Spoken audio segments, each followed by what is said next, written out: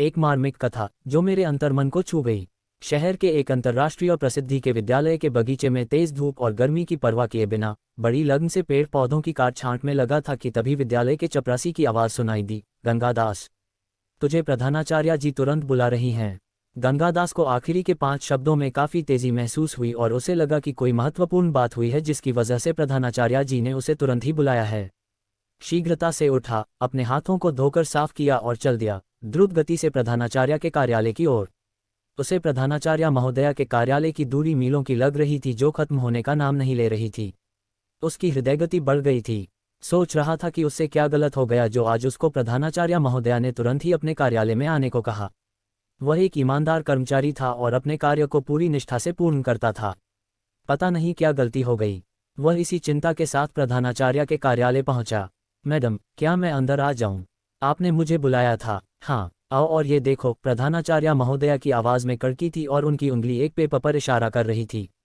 पढ़ो इसे, प्रधानाचार्य ने आदेश दिया। मैडम, मैं तो इंग्लिश पढ़ना नहीं जानता मैडम, गंगादास ने घबरा कर उत्तर दिया।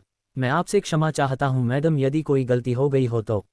मैं आपका और विद्यालय का पहले से ही बहुत ऋणी हूँ, क्योंकि आपने मेरी बिटिया को इस विद्यालय में निःशुल्क पढ़ने की इजाज़त दी। मुझे कृपया एक और मौका दें, मेरी कोई गलती हुई है तो सुधारने का। मैं आपका सदैव ऋणी रहूंगा। गंगादास बिना रुके घबरा कर बोलता चला जा रहा था। उसे प्रधानाचार्य ने टोका, तुम बिना वजह अनुमान लगा रहे हो। थोड़ा इंतजार करो, मैं तुम्हारी बिटिया की कक्षा अध्यापिका को बुलाती हूँ। वे पल जब तक उसकी बिटिया की कक्षा अध्यापिका प्रधानाचार्य के कार्यालय में पहुंची बहुत ही लंबे हो गए थे गंगादास के लिए। सोच रहा था कि क्या उसकी बिटिया से कोई गलती हो गई, कहीं मैडम उसे विद्यालय से निकाल तो नहीं रही। उसकी चिंता और बढ़ गई थी।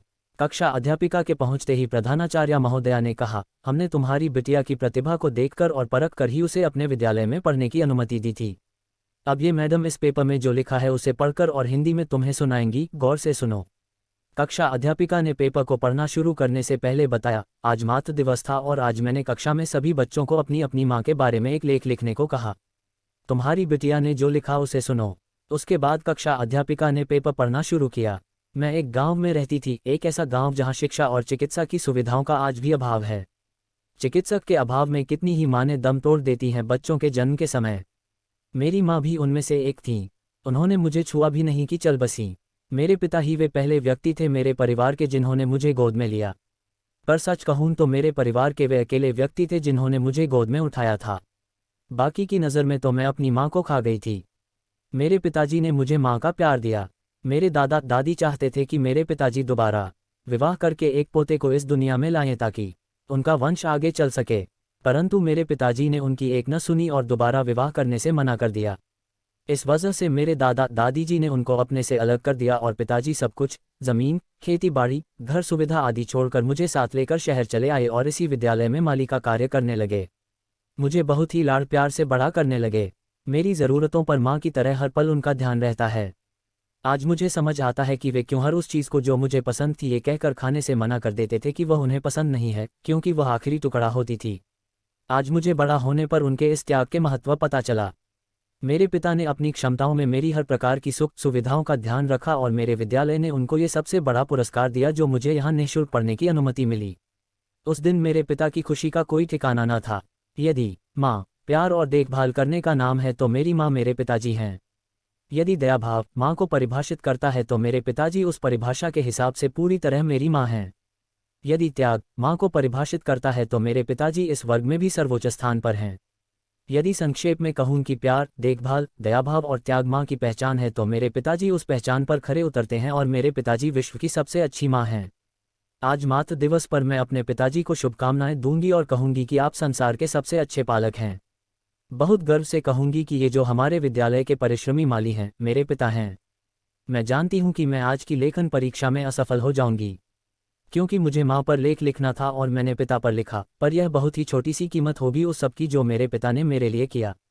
धन्यवाद। आखिरी शब्द पढ़ते पढ़ते अध्यापिका का गला भर आया था और प्रधानाचार्य के कार्यालय में शांति छा गई थी। इस शांति में केवल गंगादास के सिसकने की आवाज़ सुनाई दे रही थी। बगीचे में धूप की गर्मी उसकी कमीज को गीला न कर सकी, पर उस पेपर पर बिटिया के लिखे शब्दों ने उस कमीज को पिता के आंसुओं से गीला कर दिया था। वह केवल हाथ जोड़कर वहां खड़ा था। उसने उस पेपर को अध्यापिका से लिया और अपने हृदय से लगाया और रो पड़ा। प्रधानाचार्य ने खड़े होकर उसे एक कुर्सी पर बैठाया और एक गिलास पानी दिया तथा कहा, गंगादास, तुम्हारी बिटिया को इस लेख के लिए पूरे 10/10 नंबर दिए गए हैं। ये लेख मेरे अब तक के पूरे विद्यालय जीवन का सबसे अच्छा मातृ दिवस का लेख है। हम कल मातृ दिवस अपने विद्यालय में बड़े जोर शोर से मना रहे हैं। इस दिवस पर विद्यालय एक बहुत बड़ा कार्यक्रम आयोजित करने जा रहा है। विद्यालय की प्रबंधक कमेटी ने आपको इस कार्यक्रम का मुख्य अतिथि बनाने का निर्णय लिया है। ये सम्मान होगा उस प्यार, देखभाल, दयाभाव और त्याग का जो एक आदमी अपने बच्चे के पालन के लिए कर सकता है। ये सिद्ध करता है कि आपको एक औरत होना आवश्यक नहीं है एक पालक बनने के लिए। साथ ही यह अनुशंसा करता है उस विश्वास का जो विश्वास आपकी बेटी ने आप पर दिखाया। हमें गर्व है कि संसार का सबसे अच्छा पिता हमारे विद्यालय में पढ़ने वाली बच्ची का पिता है, जैसा कि आपकी बिटिया ने अपने लेख में लिखा। गंगादास, हमें गर्व है कि आप एक माली हैं और सच्चे अर्थों में माली की तरह न केवल विद्यालय के बगीचे के फूलों की देखभाल की बल्कि अपने इस घर के फूल को भी सदा खुशबूदार बनाकर रखा, जिसकी खुशबू से हमारा विद्यालय महक उठा। तो क्या आप हमारे विद्यालय के इस मातृ दिवस कार्यक्रम के मुख्य अतिथि बनेंगे? रो पड़ा गंगादास और दौड़कर बिटिया की कक्षा के बाहर से आंसू भरी आंखों से निहारता रहा अपनी प्यारी बिटिया को। संसार की समस्त प्यारी प्यारी बेटियों को समर्पित। या देवी सर्वभूतेषु शक्ति रूपेण संस्थिता। नमस्तस्यै नमस्तस्यै नमस्तस्यै नमो नमः। ये कहानी आपको यदि अच्छी लगी तो कमेंट करके बताएं, इसे लाइक करें, अपने दोस्तों को शेयर करें और सब्सक्राइब करें ताकि नित्य व नियमित ऐसी कहानियां आपको मिलती रहें। धन्यवाद।